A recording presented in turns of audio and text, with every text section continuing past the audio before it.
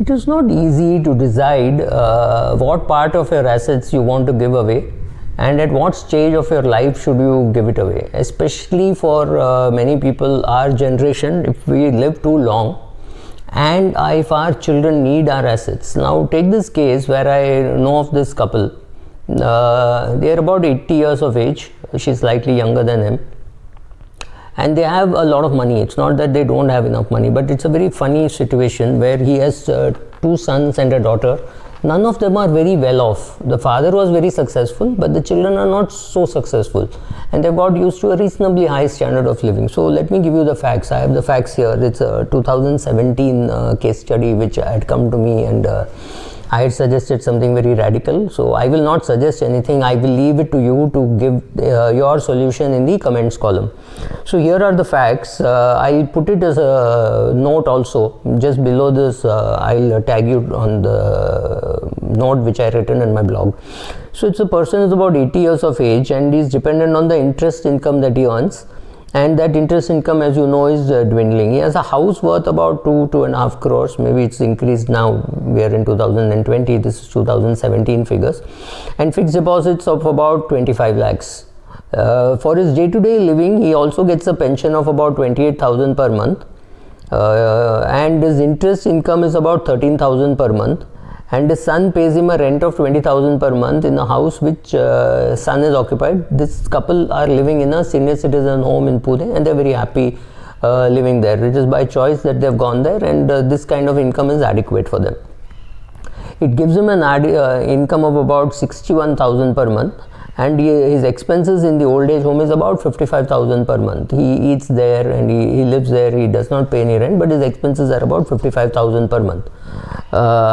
So far so good. He does not have a problem. However, now he is in a little problem. His wife needs some rest, so he wants to hire a maid, and the maid will cost him about 15,000 a month, because she will do a lot of work at home which is currently being done by the couple themselves.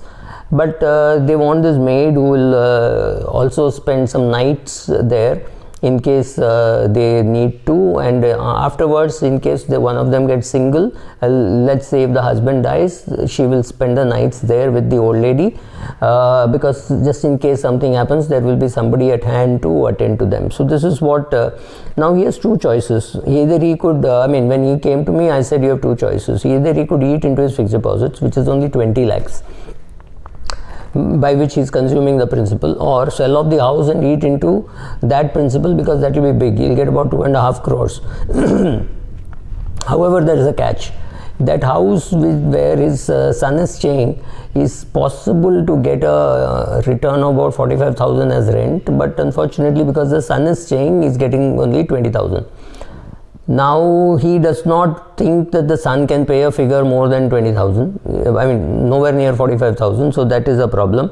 He's got 2 sons and a daughter, and all the children are settled, but none of them is rich enough to buy off the house from him. They cannot say, here is 2 crores, dad, give me the house. Or all the 3 putting together 70 lakhs and buying the house. That's also not possible. The only possibility is for him to sell the house in the market, realize the money and keep it with himself, and think that, well, after I die, it's anyway going to belong to them. So what is the problem? I would look at it this way, but this man is not too keen to sell the house, because for selling the house, he'll have to ask his son to vacate, and son does not have the capacity to hire a house in that place, because it will cost him much more. He doesn't have the cash flow.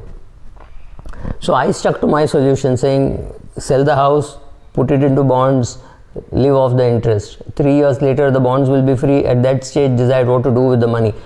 Please understand, if you are 80 years of age and you have an asset worth 2 crores, it is not that you have too much money, because if you live till the age of 100, you may just burn it off yourself, right? That is always the worry, that you may find this amount not so great. Your children needing this is surprising, because they should have done so well that for them this money shouldn't matter.